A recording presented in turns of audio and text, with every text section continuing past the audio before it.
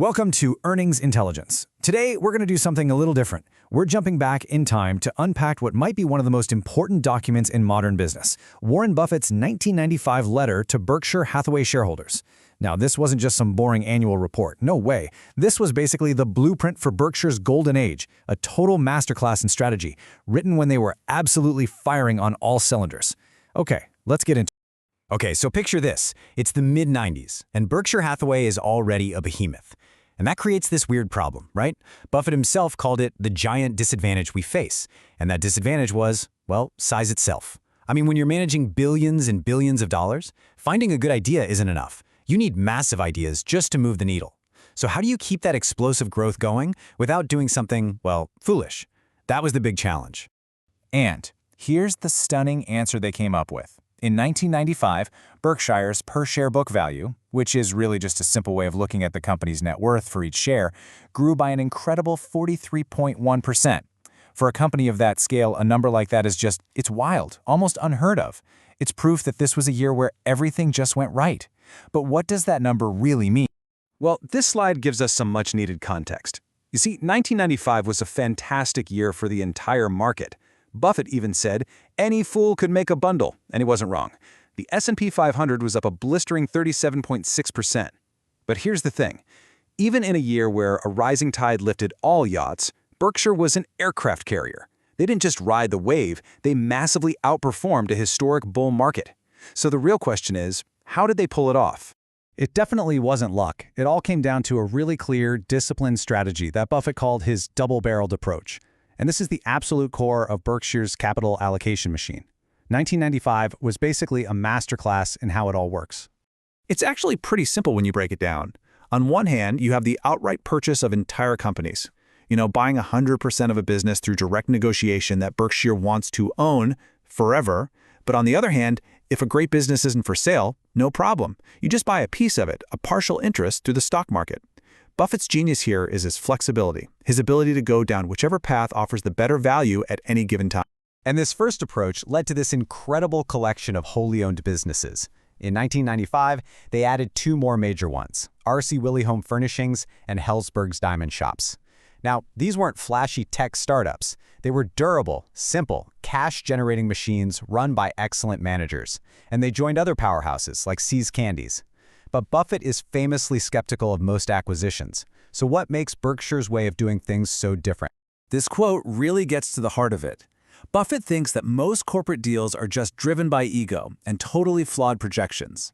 He says he never even looks at the rosy scenarios that sellers put together. Instead, he just focuses on a business's proven track record, its management, and its durable competitive advantages. He's not buying a story about the future, he's buying a history of success. And that brings us to the single defining move of 1995, the deal that would totally supercharge Berkshire's future. It wasn't just a simple transaction. It was the climax of a relationship that stretched back nearly half a century, the decision to purchase the rest of GEICO Insurance. This timeline tells such an incredible story of patience. It all started way back in 1951 when a 20-year-old Buffett became obsessed with the company. Then, fast forward to 1976. GEICO is on the brink of collapse because of mismanagement, so Berkshire swoops in and buys a huge chunk of it, convinced of its underlying strength. For the next 2 decades, they just watched it recover and thrive, until finally, in 1995, they moved to buy the whole thing. It was a massive $2.3 billion bet, but what was the real prize? The prize was this thing right here, insurance float. Now, this concept is the absolute secret engine of Berkshire Hathaway. Think about it like this. You pay your car insurance premium today, but you might not get in an accident for months, or maybe even years. In the meantime, the insurance company gets to hold on to your money and the money of millions of other people. This giant pool of cash, the float, can then be invested for Berkshire's benefit. And if they price their policies right, this float is basically an interest-free loan.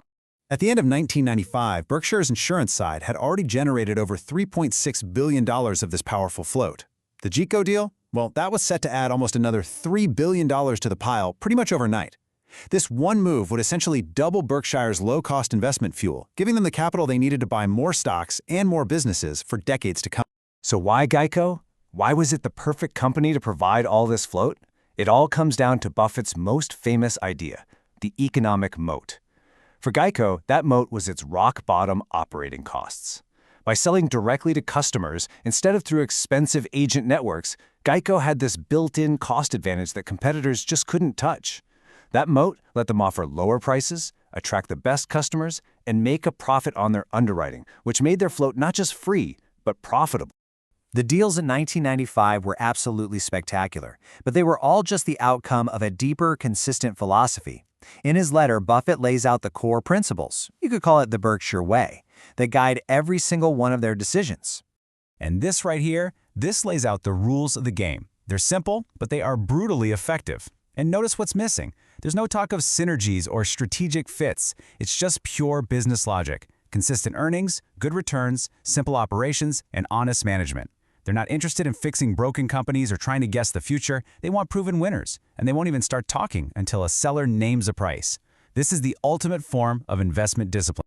And this is the principle that holds it all together. Buffett and his partner, Charlie Munger, see themselves as managing partners, and the shareholders as owner partners. They're not going to go out and diversify or expand just for the sake of it or to check some box on a corporate wish list. Every single dollar they keep and reinvest has to create at least $1 of long-term value for the owners. It's a simple test, but it's one that so many other companies fail. Now, beyond the year's incredible results, the 1995 letter also looked to the future with a really innovative plan. With Berkshire stock price soaring into the tens of thousands of dollars per share, it was becoming, well, out of reach for a lot of people. And this created a problem that led to a pretty fascinating solution. The solution was to create a new Class B stock, which everyone started calling the Baby Bs. Each new B share would be priced at about 1/30th of an A share, but it would only have 1/200th of the voting power. This made owning a piece of Berkshire way more accessible to a wider audience. But crucially, it did this without watering down the control of the long-term committed shareholders. But the real reason for this move was just fascinating. It wasn't just a simple stock split. Buffett explained that Wall Street firms were creating these unit trusts, which were basically just repackaged Berkshire stock loaded with huge fees and selling them to small investors. He saw this as totally predatory.